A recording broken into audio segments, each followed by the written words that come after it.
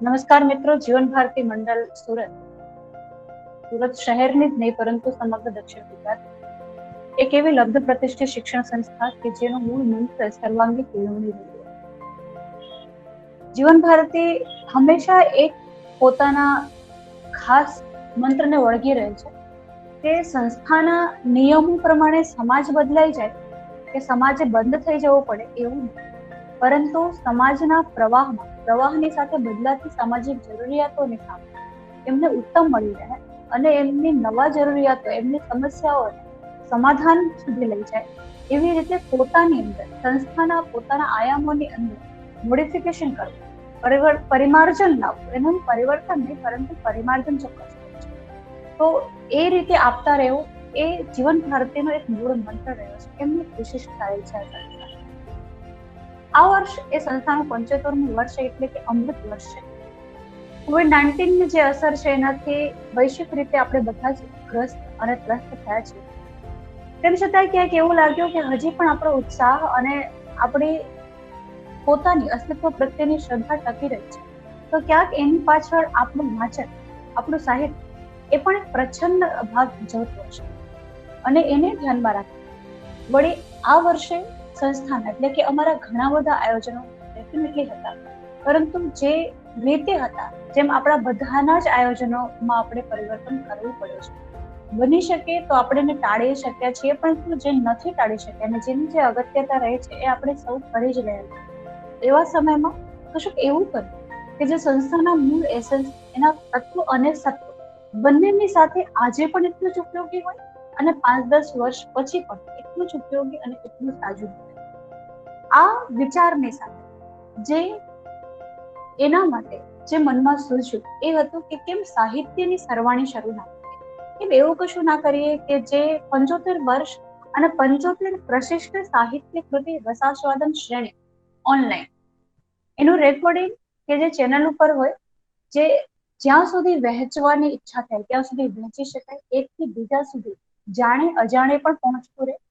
એ લાઈવમાં જ ના જોડાયા હોય એ પાછળથી જોઈ શકે, 5 વર્ષ પછી પણ જોઈ શકે. અને સૌથી સારું તો એ કે 75 ઉત્તમ પુસ્તકો સુધી આપણે પહોંચીએ એના માટે એક વીણેલું કોઈ એક કામ કરીને આપણા સુધી પહોંચાડે કે જે મહેનત આપણે કરીએ એના કરતા જે 75 લોકોએ કરી છે, એમને જે પ્રિય લાગ્યા છે એમની વાત એમની શૈલીમાં આપણી સાથે કરે. અને એ વિચારને જ્યારે આકાર મળ્યો ત્યારે આ આવ્યું છે ઓનલાઈન પ્રશિષ્ટ સાહિત્ય કૃતિ રસાસ્વાદન.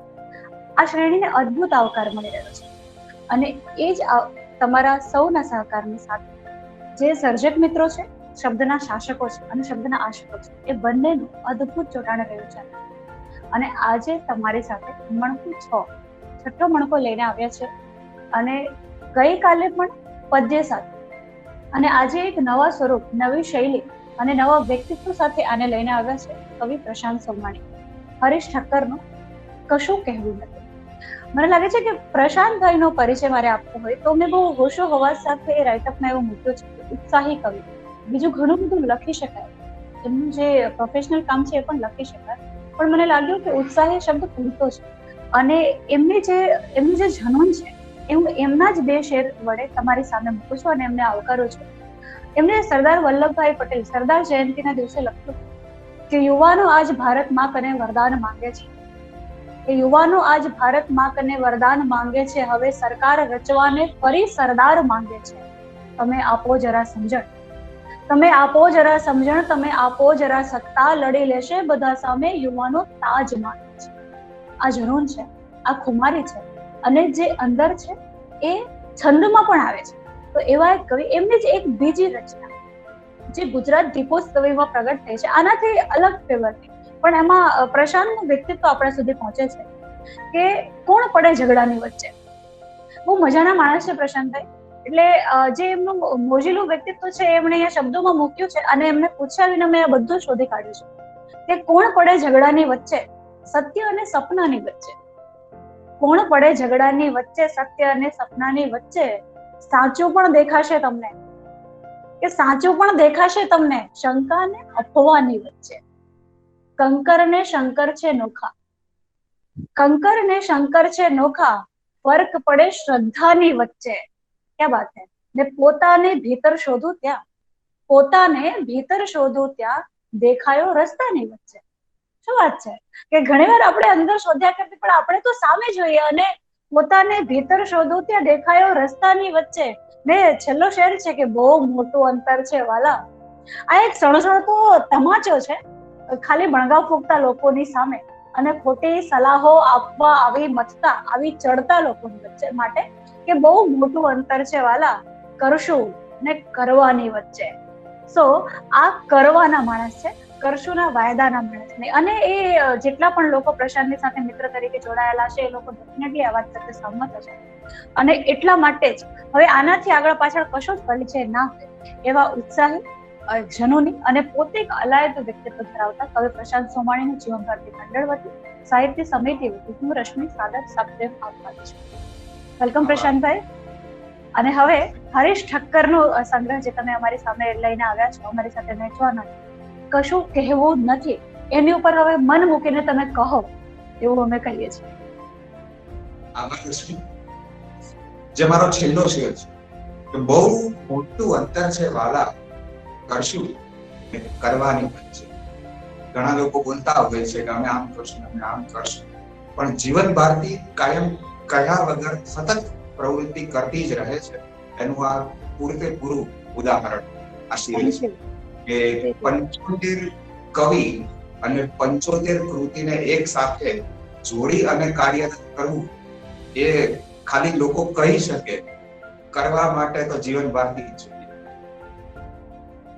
જીવન ભારતી સંસ્થા સાથે ઘણી બધી પ્રવૃત્તિઓમાં પણ જોડાયો.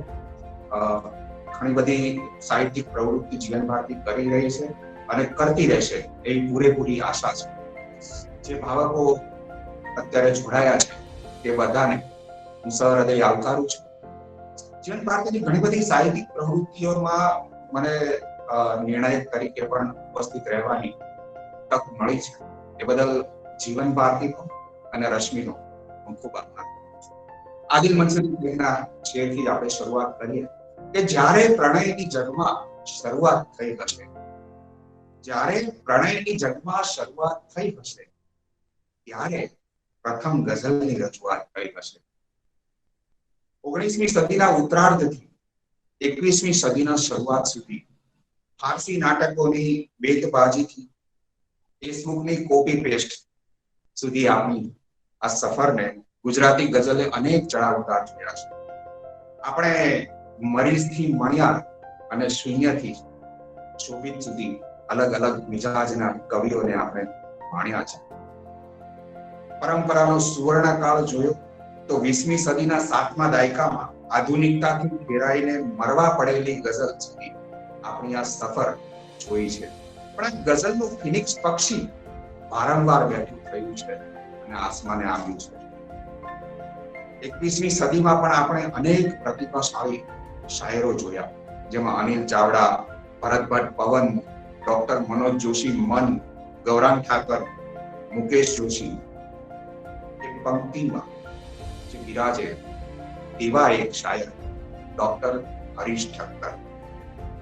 2013માં પોતાનો પ્રથમ ગઝલ સંગ્રહ કહેવું કશું નહીં, કહેવું કશું નથી લઈને આવેલા હરીશભાઈ ના નામે આજે 4 સંપાદન પુસ્તકો છે. એક સુખ નીકળ્યું કવિતાનું, ભરત વિંજુડાની પ્રતિનિધિ ગઝલોનું સંપાદન. એમનું બીજું પુસ્તક છે ગઝલનો મિજાજ ગઈકાલ અને આજ. એમનું ત્રીજું પુસ્તક છે શાયરીની સમા.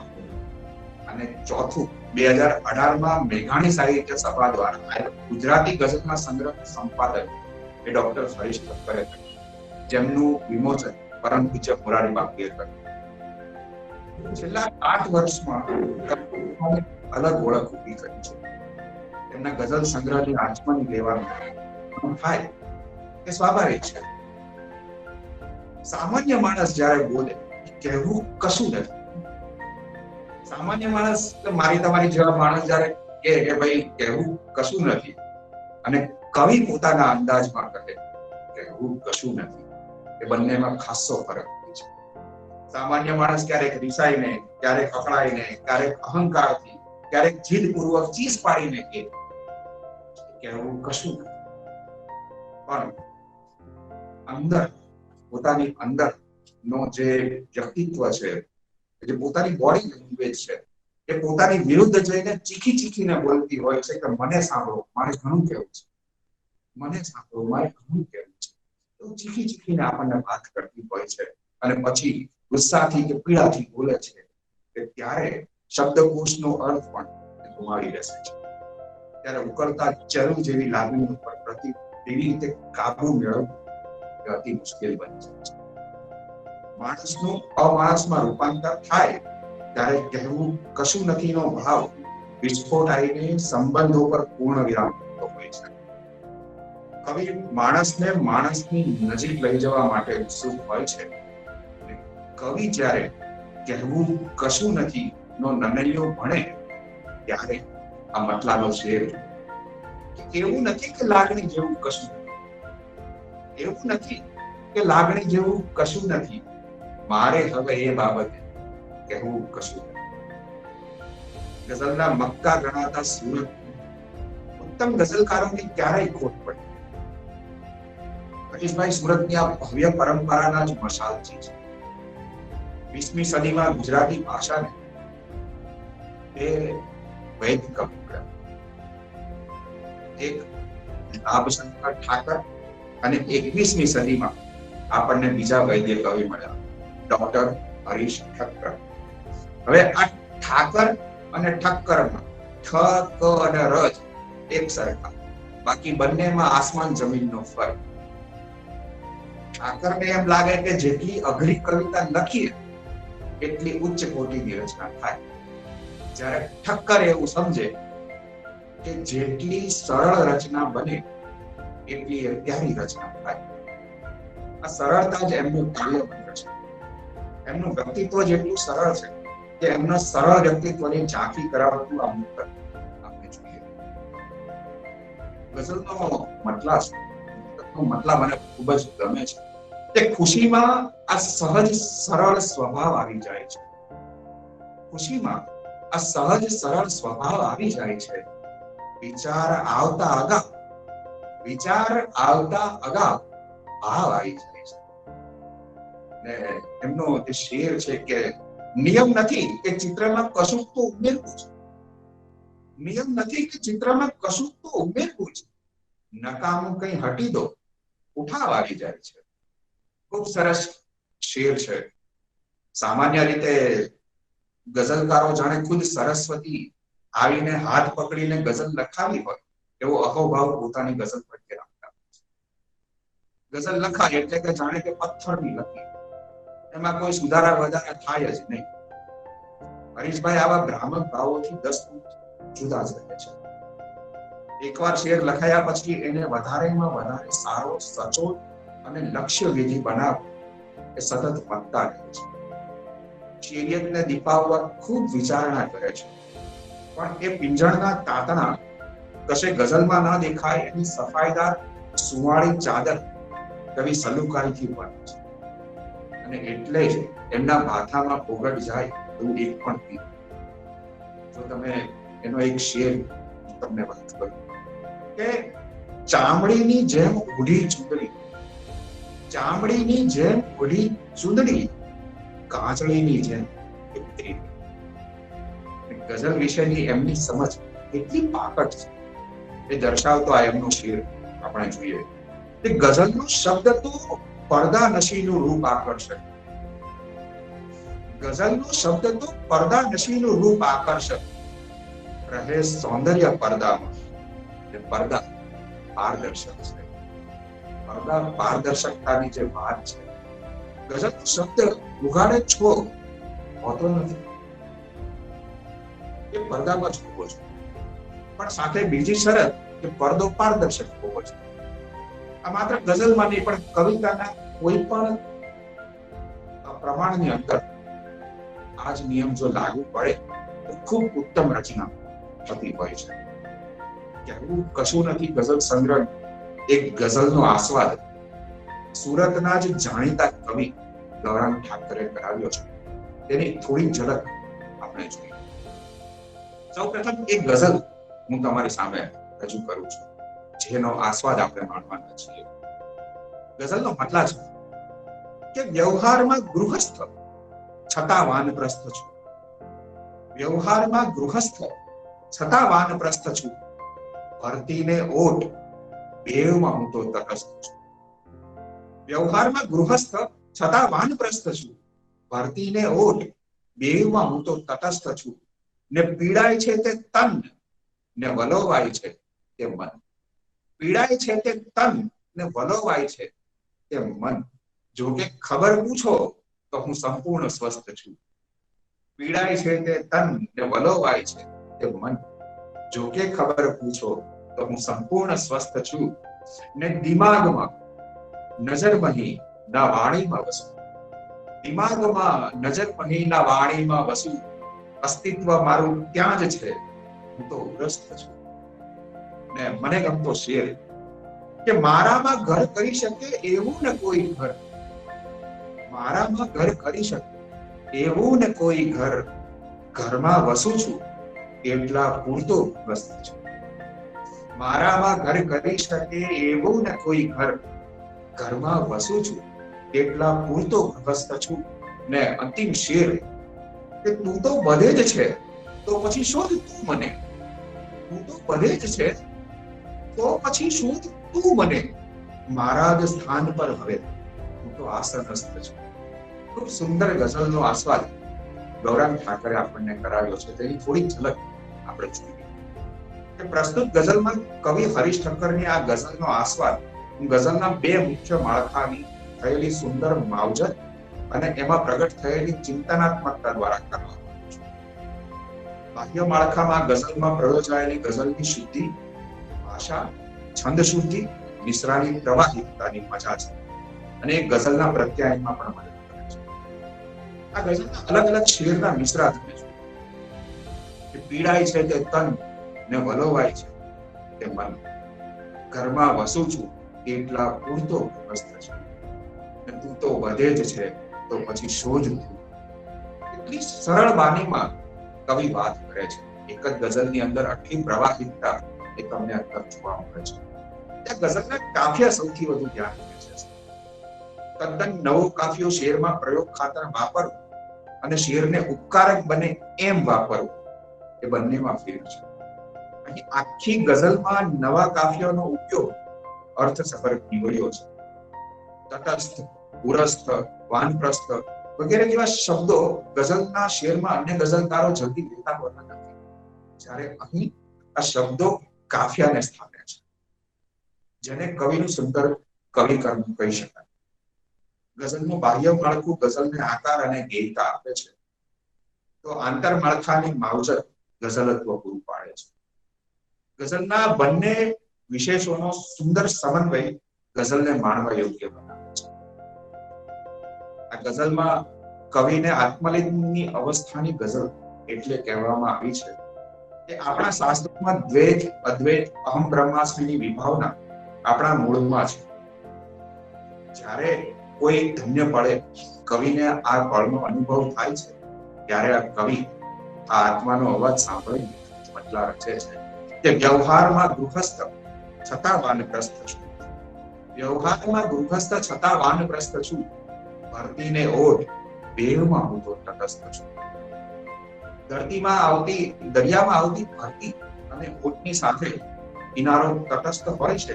અહીં તટસ્થ કાવ્ય તપાસવાનું છે.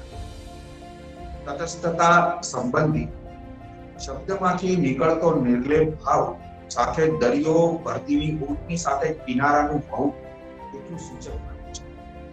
ગાલિબનો એક શેર આ તબક્કે યાદ આવે કે बाजी चाहे अतफाल है दुनिया मेरे आगे. बाजी चाहे अतफाल है दुनिया मेरे आगे. होता है शबो रोज तमाशा मेरे आगे. ગાલિબને આ દુનિયા બાળકોની રમત જેવી લાગે છે.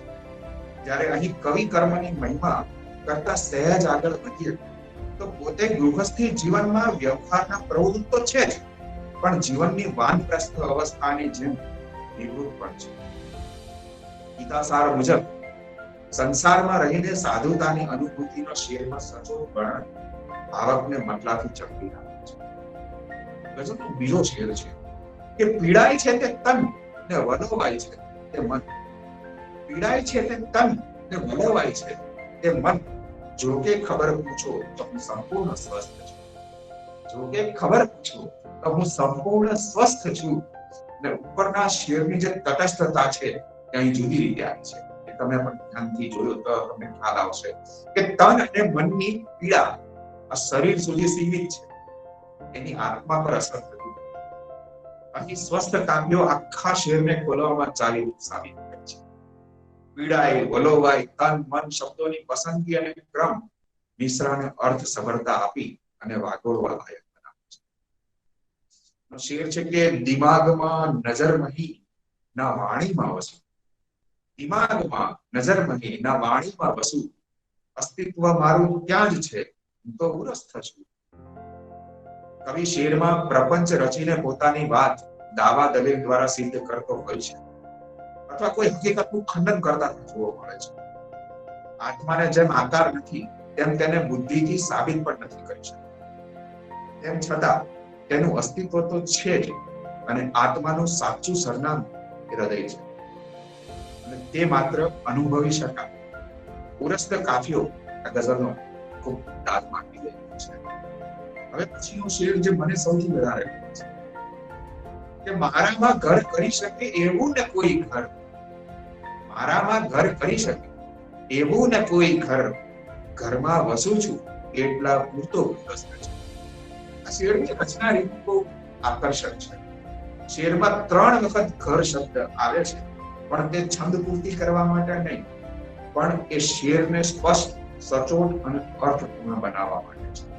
આપણા ઘરમાં આપણે રહીએ ને આપણામાં કોઈ ઘર બનાવે, એ બંને જુદી વાત છે. આપણી વસુધૈવ કુટુંબકમની વિભાવના અનુસાર આખું જગત મારું કુટુંબ છે અને તેમ માનતા રહી જીવવું એ એક સદગૃહસ્થની ઓળખ પણ છે. પરંતુ અહીં કવિ ગૃહસ્થ શબ્દનો કોશગત અર્થ બદલે છે. આત્મા આપણા ઘરમાં એટલે આપણા શરીરમાં રહે છે, અને આત્મા શુદ્ધ છે, એને મોહ માયાના બંધનો નથી હોતા. તે આ બધાથી પર છે. માત્ર તે આપણામાં રહે તે સંદર્ભે એ ઘરમાં રહેતો વ્યવસ્થા છે. ગઝલનો મૂળભૂત વિષય પ્રેમ છે. આપ બધા જ જાણો છો કે ગઝલનો મૂળભૂત વિષય એ પ્રેમ રહ્યો છે. ગઝલ એટલે જ પ્રેમથી સાથે થતી વાતચીત, માનવ સાથે હોય કે ઈશ્વર સાથે. ઇશ્કે હકીકી ગઝલનો રંગ કવિએ ગઝલમાં ગાયો છે. આ ગઝલના છેલ્લા શેર પર ઈશ્વરની હયાતી કવિ સ્વીકારે છે, પણ કવિનો અંદાજ નિરાળો છે. એ આ શેરમાં ખાસ વાત છે કે તું તો બધે જ છે, તો પછી શોધ તું મને. તું શબ્દનો છે ને બહુ અર્થ ગહન રીતે આપણે લીધો છે કે તું તો બધે જ છે, તો પછી શોધ તું મને. મારા જ સ્થાન પર હવે હું આસનસ્થ છું. આપણી ભજન પરંપરાની છે. અખિલ બ્રહ્માંડમાં એક તું શ્રી હરિ જુજવે રૂપે અનંત ભાસે. ઈશ્વર દરેક કણમાં અને દરેક જન્મમાં વસે છે. આ સ્થાપિત સત્યનો આધાર કવિ આગળ વાત કરે છે કે હું તો અહીં જીવી જ રહ્યો છું, અને તું તો બધે જ છે. ઈશ્વરને કહે છે કે તું તો બધે જ છે, તો તું મને શોધી કાઢ. હું તને શોધવા કશે જવાનું નથી. અહીં આત્મસ્થ થયાની વાત છે. આવી નિભ્રાંત અવસ્થાની શેરમાં અભિવ્યક્તિ કવિ પ્રતિભાનો મહાન ભાવ અનુભવ કરાવે છે. આ ગઝલના 5 શેર અલગ મિજાજના હોવા છતાં એક જ ભાવ વિશ્વને લઈને ચાલે છે. મુસલસલ ગઝલની ખાસિયત મુજબ પ્રત્યેક શેર સ્વતંત્ર અસ્તિત્વ પણ ધરાવે છે, અને ગઝલના આંતરબાહ્ય સ્વરૂપને સુપેરે સિદ્ધ કરે છે. આ સંઘેડા ઉતાર ગઝલમાં કવિ શ્રી હરીશ ઠક્કર ખૂબ ખૂબ અભિનંદન. કહેવું કશું નથી. ગઝલ સંગ્રહમાં ચિત્તમાં જન્મતી લાગણીઓને વિવિધ સ્વરૂપોનો આકાર આપવાની સફળ કોશિશ કરી છે. કહેવાનું એટલું જ છે કે લાગણીના ચરિત્રને સમજી શકાય, લાગણીઓનું પોસ્ટમોર્ટમ કરી શકાય, તો ખુદને તો ઓળખી જ છે. લાગણીઓની લીલા સમજવા માટે કવિ હરીશ ઠક્કરનો આ એક શેર છે કે તરસાવે તો છે રણ અને વરસાવે તો ગગન. તરસાવે તો છે રણ અને વરસાવે તો ગગન.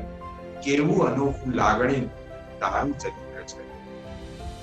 તરસાવે તો છે રણ, વરસાવે તો ગગન, એવું અનુકૂળ લાગણી તારું ચરિત્ર છે. હરીશશંકર પાસે બળકટ ભાષા છે. ઓછા શબ્દોમાં ઘણી વાત કહેવાની એમની આવડત છે. લાગણીને ઓળખવામાં આપણે ઘણી વખત નિષ્ફળ પુરવાર થતા હોઈએ છીએ. અને લાગણીનું ચરિત્ર નોખું છે એવું કહીને જેનાથી અસ્તિત્વ બને છે એ જ લાગણી માણસને ઘણી વખત લાચાર આપતી હોય છે. એનો એક આપણે શેર જોઈએ કે અસ્તિત્વનો એ જેને આધાર બનાવે છે, અસ્તિત્વનો એ જેને આધાર બનાવે છે એ લાગણી માણસને લાચાર બનાવે છે. અસ્તિત્વનો એ જેને આધાર બનાવે છે એ લાગણી માણસને લાચાર બનાવે છે. લાગણી જાત જાતના અને ભાત ભાતના અનુભવો કરાવે છે. જીવનની આંધળુકીય દોડમાં આપણે પીડાઈએ છીએ, કણસીએ છીએ, પીલાઈએ છીએ, તોય આપણે લાગણીની લીલાને સમજી શકતા. પરિણામે અંધારામાં જ ભૂસકો મારીને ઘાયલ થઈ જઈએ છીએ. ગઝલના મને ગમતા બે ત્રણ શેર આપણે અહીંયા જોઈએ કે હાથ તાળી એક પળ આપી ગઈ, હાથ તાળી એક પળ આપી ગઈ, એ પકડવા જિંદગી આખી ગઈ. હાથ તાળી એક પળ આપી ગઈ, એ પકડવા જિંદગી આખી ગઈ. ને લાગણીના કાષ્ટમાંથી કોતરી, લાગણીના કાષ્ટમાંથી કોતરી નાવ એ સંબંધની ડૂબી. શું અદ્ભુત શેર છે કે લાગણીના કાષ્ટમાંથી કોતરી નાવ એ સંબંધની ડૂબી ગઈ. ને લાગણીની માછલી કેવી ચપળ, લાગણીની માછલી કેવી ચપળ, હાથમાં પકડી અને જંપી. શું અદ્ભુત શેર છે કે લાગણીની કાષ્ટ જેવી છે, લાગણી છે ને એ લાકડા જેવી છે. એ ગમે એવું વજનદાર લાકડું પણ આપણે પાણીમાં નાખીએ તો એ ડૂબવાનું, કારણ કે એને આકાર લાકડામાંથી નાનકડી હળી હોડી બનાવીએ અને જો એમાં પાણી ભરાય તો એ ડૂબી શકે. પણ લાગણી લાકડા જેવી નિસ્વાર્થ છે. સંબંધ હોડી જેવો હેતુપૂર્વક વિકસાવેલો છે, જે બંનેમાં ફરક છે. લાગણી હંમેશા થશે, સંબંધ ગમે ત્યારે ડૂબી જ છે. લાગણીને તટસ્થ ભાવથી જોઈશું તો જ જીવનને માણી શકે છે. કવિ લાગણીને કેવી ચપળ માછલી સાથે દર્શાવે છે કે ક્યારેક સભાનતાથી વર્તીએ ત્યારે એ લાગણીની માછલી કાં તો છટકી જવાની, કાં તો મરી જવાની. લાગણીનું કાલીય મર્દન કદાચ આપણા માટે શક્ય નથી. જો કોળીઓ પારકાના મોઢે વળે તો એની મજા અલગ છે. શેર જોજો, ખૂબ મજા આવશે તમને કે જો કોળીઓ પારકાના મોઢે વળે તો એની મજા અલગ છે. ન એમાં ઉપકાર ભાવ ભળે તો એની મજા અલગ છે. તો છે ને એની મજા એ તોની મજા છે કે જો કોળીઓ પારકાના મોઢે વળે તો એની મજા અલગ છે.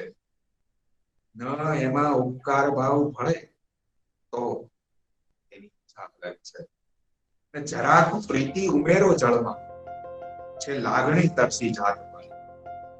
જરાક પ્રીતિ ઉમેરો જળમાં છે લાગણી તરસી જાત મારી. એ વૃક્ષ બોલે ને માનવી સાંભળે, એ વૃક્ષ બોલે ને માનવી સાંભળે તો એની મજા અલગ છે. શું ખૂબ સુંદર શેર છે કે જોકે કવિ લાગણી વિષયકના અનેક શેરો આ સંગ્રહમાં તમને જોવા મળશે. જ્યારે તમે એને વાંચશો ત્યારે એની મજા તમને ખૂબ આવવાની છે, એ મારી ગેરંટી છે. અને એના જે લાગણી વિષયક શેરો છે એને હૃદયને અનુભવી અને સંબંધ સ્વીકારી ધારણ આપતા કહે છે. કવિની અલગ એક વિભાવના આપણે જોઈએ કે દિલનો દીવો પ્રગટાવીશું તો સંબંધોને વીંટળાયેલો અંધકાર ઓગળતો જવાનો છે. પ્રસન્ન રાત દિવસ લાગણીના સરનામે, પ્રસન્ન રાત દિવસ લાગણીના સરનામે અમે મળીએ તો બસ લાગણીના સરનામે. પ્રસન્ન રાત દિવસ મારા મિજાજનો પણ આ શેર છે એટલે મને આ ખૂબ ગમે છે કે પ્રસન્ન રાત દિવસ લાગણીના સરનામે અમે તો મળીએ બસ, લાગણીના સરનામે ન સૂજે રાહ તો પ્રગટાવ દીવડો દિલનો, ન સૂજે રાહ તો પ્રગટાવ દીવડો દિલનો, પીગળતું જાય તમસ લાગણીના સરનામે. કવિ એક તરફ લાગણીની રમત તો બીજી તરફ જીવનની યાત્રા માંડી રહ્યા છે. કવિને જીવનમાં નાના મોટા ઘટતા દરેક પ્રસંગ સાથે નિસ્બત છે. કવિ જાણે છે સુખ દુઃખ એ મનની લીલા જ છે, અને તેથી જ કવિ કહે છે કે માયલા તું છોડી દે એવી મમત, માયલા તું છોડી દે એવી મમત મુશ્કેલ છે, માયલા તું છોડી દે એવી મમત મુશ્કેલ છે, રાખવો રાજી તને આખો વખત મુશ્કેલ છે. માયલા તું છોડી દે એવી મમત મુશ્કેલ છે, રાખવો રાજી તને આખો વખત મુશ્કેલ છે. ને આ શેર તમે ખાસ સાંભળજો, તમને ખૂબ મજા આવશે. કે ત્યાં સુધી તો થોક કે થોડી ઘણી તો કળ વળે, આ આપણા બધાનો અનુભવ છે. આ માત્ર હરીશભાઈ શેર નથી, આપણા બધાનો શેર છે. એટલે હરીશભાઈના લખાણ છે એમાં મુખ્ય વસ્તુઓ છે કે એ આપણા બધાની હોય એવી જ તમને લાગશે. આ શેર પણ તમને તમારો જ લાગશે કે ત્યાં સુધી તો થોક કે થોડી ઘણી તો કળ વળે, માફ કરવું છે તને, માફ કરવું છે તને, પણ એ તરત મુશ્કેલ છે. જલ્દી આપણે માફ કરવો હોય છે તેમ છતાં પણ આપણે નથી કરી શકતા. અહીંયા સુંદર વાત કવિ કરે છે કે કોઈ સામે આવીને લલકારે તો પહોંચી વળવું, કોઈ સામે આવીને લલકારે તો પહોંચી વળવું, આજીવન દુર્ભાગ્ય સાથેની રમત. વાસ્તવિકતા એ જ કે માયલાને આખો વખત રાજી રાખવું એ મમત છોડવી જ પડે, અને એ જ સૌથી વિકલ્પ છે. ગઝલેતર કાવ્ય પ્રકારોમાં જે મોટી નામના મેળવનાર ગઝલકાર ગુજરાતી કવિઓ છે, મોટા ભાગે ગઝલ એમને કેમ નથી ફળતી એની માટેના બે શેર તમને હું દર્શાવું. એ લોકો સોનેટ, ગીત પ્રકાર એ બધાની અંદર સફળતા મેળવી હોય છે, પણ એ લોકો જલ્દી ગઝલને એટલી બારીકાઈથી નથી કરી શક્યા. એની માટે પ્રસંગે એની માટે આ બે શેર તમે ખાસ જોજો અને ખાસ સાંભળજો. કે પ્રસંગે નોતરું દેવા છતાં કોઈ નથી આવ્યું, પણ પ્રસંગે નોતરું દેવા છતાં કોઈ નથી આવ્યું, પણ સળગતા ઘરને જોવા આખું ગામ આવ્યું છે. પ્રસંગે નોતરું દેવા છતાં કોઈ નથી આવ્યું, પ્રસંગ સળગતા ઘરને જોવા એવું આખું ગામ આવ્યું છે. બીજો છે કે ખબર પણ ના પડી કે ક્યારે એનું પોત બંધાયું, ખબર પણ ના પડી કે ક્યારે એનું પોત બંધાયું, વરસવા વાદળું આવ્યું તો ખુલ્લેઆમ આવ્યું છે. આ બંને શેરોમાં જે વાત કહેવાની છે તે સરળ છે. પહેલા શેરમાં કોઈ નથી આવ્યું ની સામે આખું ગામ, અને બીજા શેરમાં ખબર પણ ના પડી ની સામે ખુલ્લેઆમ નો વિરોધાભાસ એ બરાબર કાફિયા સ્થાને ખુલે છે. ગઝલનો શેર એક એવો કાવ્ય તંબુ છે કે જેનું મધ્યસ્થ મુખ્ય વાંસ એ કાફિયો છે. શેરનું હાદ અથવા કેન્દ્ર બિંદુ કાફિયાથી જેટલું દૂર જાય તેટલો તંબુ કડકવો લાગે. એમ એવો જ કાફિયાથી જેટલી વાત દૂર બને એટલો એ શેર તમને નબળો જ લાગે. પ્રસંગ જેવા શાલીન શબ્દની સામે નોતરું જેવો ગામથી શબ્દ સચોટ શબ્દ પસંદગીનો વિસ્તાર તમને દર્શાવે છે. વાદળના પોત બાંધવાની અદ્રશ્ય ક્રિયા અને વરસતા વાદળનું ધોધમાર દ્રશ્યાનુભવ એ બંને પ્રાકૃતિક તથ્યોને સહજતાથી શેરમાં વણવા એ કાચા પોચા સાહેબ. એટલે જ મને આ કવિ વધારે છે. આ ગઝલ સંગ્રહ મને ગમવાનું મુખ્ય કારણ. ઘણા લોકોએ વિચારતા હશે કે નવા કવિને આવી રીતે એવી રીતે, પણ મને આ કાવ્ય સંગ્રહ શું કામ વધારે ગમે છે એની મારે અહીંયા કે આ ગઝલ સંગ્રહ મને ગમવાનું મુખ્ય કારણ છે કે આ ગઝલ સંગ્રહના મોટા ભાગના શેર છે કોટેબલ છે, ટાંકી શકે. તમે કોઈ પણ શેર ઉઠાવીને તમે તમારી લાઈફની અંદર એને વિચારી શકો છો. આ ગઝલ સંગ્રહના જીવનનો અનુભવનો નિચોડ છે. આ ગઝલ સંગ્રહમાં તમે જ્યારે અંદરથી પસાર થશો ત્યારે તમને લાગશે કે આ મારા જ અનુભવ છે, એ જ આ વસ્તુ અનુભવી છે. એ જ એમની સૌથી વધારે ખાસિયત છે. ઘણી વખત માણસ કોઈ મુશ્કેલીમાં હોય અને આવો સુંદર ગઝલ સંગ્રહ એમના હાથમાં આવે ત્યારે મુશ્કેલીઓ માંથી રસ્તો એમને આપોઆપ મળી જાય છે. અને મને એ રસ્તો જ્યારે મળ્યો ત્યારે મને જે ગમેલો શેર યાદ છે કે જીવનને મરણ તો બે મિશ્રા મજાના, જીવનને મરણ તો બે મિશ્રા મજાના, મળે શેરિયત એ દુઆની અસર છે. એ મિશ્રા તો તમને મળી જાય પણ એમાં જે શેરિયત આવે એ સરસ્વતીની કૃપા છે. એમના જીવનમાં રહેલી ધાર્મિકતા પણ આ શેરની અંદર તમને ખૂબ જ સારી રીતે જોવા મળે છે. એ પ્રાર્થના કેવી હોવી જોઈએ અને એ વિશે કવિ સરસ વાત કરે છે કે પ્રાર્થના એટલે પરમ શાંતિનો અનુભવ. એને બદલે આપણે માત્ર ઘોંઘાટ જ આંખ બંધ કરી ઈશ્વર સમક્ષ બેઠા બેઠા આપણે અનુભવીએ છીએ. કારણ કે આપણી માત્ર માંગણીઓ જ કરતા હોઈએ છીએ, ફરિયાદ જ કરતા હોઈએ છીએ. જ્યારે અપેક્ષાઓથી દૂર રહીને જે પ્રાર્થના કરવામાં આવે ત્યારે માત્ર એ આપણને આનંદ અને પ્રસન્નતાનો જ અનુભવ કરે. એનો એક આપણે શેર જોયું કે ન માંગવાનું કશું, ન ફરિયાદ ન કબૂલાત હોય જેમાં, ન માંગવાનું કશું ન ફરિયાદ ન કબૂલાત હોય જેમાં, એ પ્રાર્થનાની જે પળ બે પળ મળે એની મજા આવે છે. ન માંગવાનું કશું ન ફરિયાદ ન કબૂલાત હોય જેમાં, એ પ્રાર્થનાની જો પળ બે પળ મળે તો એની મજા અલગ છે. તેમના ગઝલ સંગ્રહમાં રહેલી શેરમાં ખુમારી પણ બરોબર, એમનો અલગ મિજાજ પણ તમને ઉડીને આંખે વળગશે અને અનેરી શાંતિનો અનુભવ કરાવશે. તેમની એક આવી જ ખુમારી અને લાગણીથી ભરેલી ગઝલથી આપણે આજના આ રસદર્શન કાર્યક્રમનું સમાપન કર્યું. એ ગઝલ મને ખૂબ ગમે છે અને એમની જે ખુમારી છે એ કવિની ખુમારી દર્શાવતી આ ગઝલ આપણે સાંભળી કે મિલાવો હાથ તો એમાં મિલાવટ હું નથી. ગઝલનો મતલબ ખૂબ બારીકાઈથી લખવામાં આવ્યો છે કે મિલાવો હાથ તો એમાં મિલાવટ નથી કરતો, સંબંધોમાં સમય વર્તી સજાવટ હું નથી કરતો.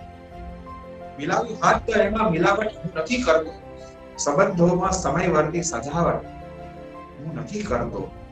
નથી માંગી કદી માફી, સજા માંગી છે. કવિની ખુમારી જુઓ તો કે નથી માંગી કદી માફી, સજા માંગી છે હંમેશા. તકાજો ન્યાયનો હો તો પતાવટ. ખુદ સજા માંગીને અને ન્યાયની પતાવટની વાત આ કવિ કેટલી બારીકાઈથી કરે છે કે નથી માંગી કદી માફી, સજા માંગી છે હંમેશા.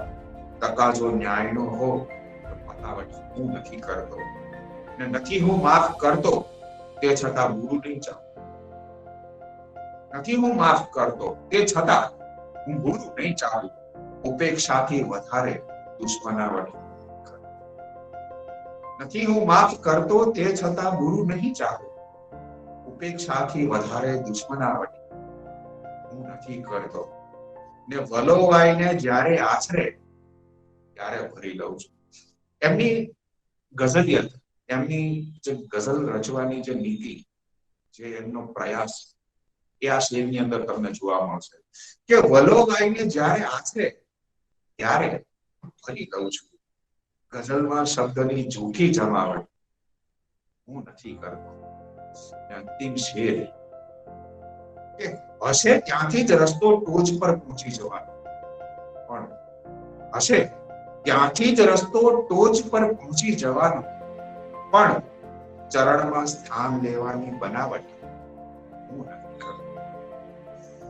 આભાર.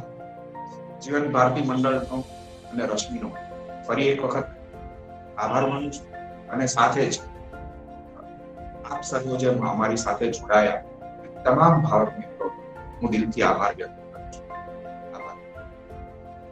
Thank you so much Prashantbhai.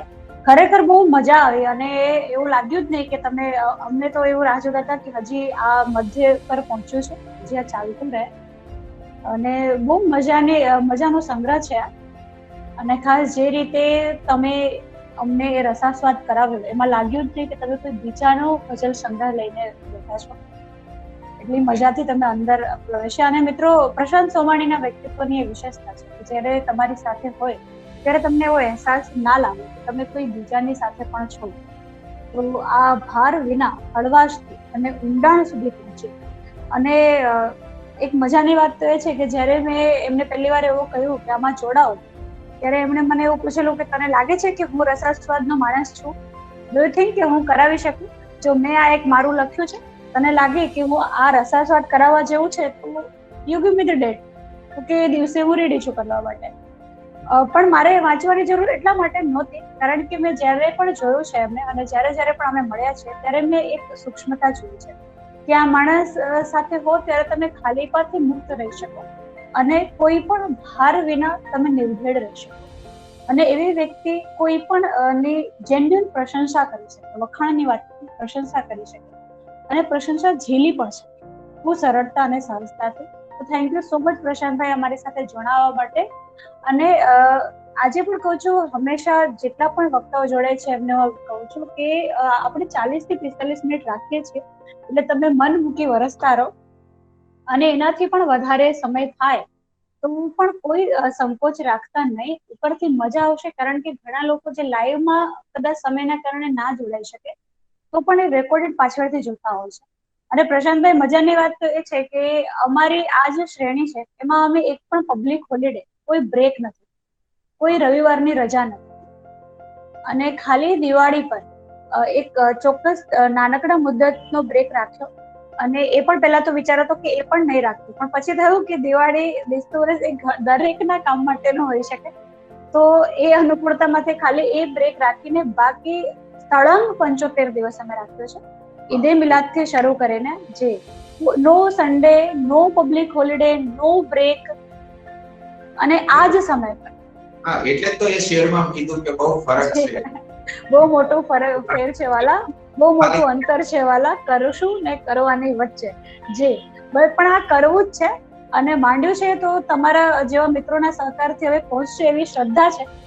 અને કંકર અને શંકરની વચ્ચે જે શ્રદ્ધાનો ફરક છે એ તમારા શેર મુજબ એ આ શ્રદ્ધા અમને પડી રહે છે. સદનસીબે દરેક વ્યક્તિએ એક પણ કોલ અને મેસેજ કોઈએ નકાર નથી આપ્યો, કોઈએ એવું પણ નથી કીધું કે અમે પછી જોઈને કહીશું. અને દરેકે પોતાની વ્યસ્તતા વચ્ચે આવું જ કીધું છે કે તમે કહો ત્યારે, તું કે ત્યારે. તો એ જીવન ભારતી સંસ્થાની પણ એક ક્રેડિટ છે ડેફિનેટલી. 75 વર્ષમાં સંસ્થાએ અદ્ભુત રીતે પોતે બહુ શાંતિથી, બહુ ઊંડાણથી અને બહુ પ્રામાણિકપણે સમાજની નિષ્ઠાને સ્વીકારે છે, સમજી છે. તો આ શ્રેણી અમારી ચાલતી રહેશે. આવતીકાલની જાહેરાત કરું છું. આવતીકાલે સુરત મુજ ઘાયલ ભૂમિ, આપણા સૌના વંદનીય, આદરણીય અને પ્રિય હૃદયસ્થ એવા શ્રી ભગવતી કુમાર શર્માની સુરત મુજ ઘાયલ ભૂમિ અને આપણી વચ્ચે લઈને આવશે બહુ જ મૃદુભાષી અને બહુ જ વિદ્યાર્થી વત્સલ રહ્યા છે એવા નિવૃત્ત પ્રાધ્યાપિકા ડોક્ટર રેખા ભટ્ટ. તો આવતીકાલે ફરીથી 11:30 એટલે આપણે હંમેશાની જેમ 11:20 થી જોડાવાનું શરૂ કરીશું. ફરી એકવાર Prashantbhai, thank you so much અને મિત્રોનો પણ ખૂબ ખૂબ આભાર.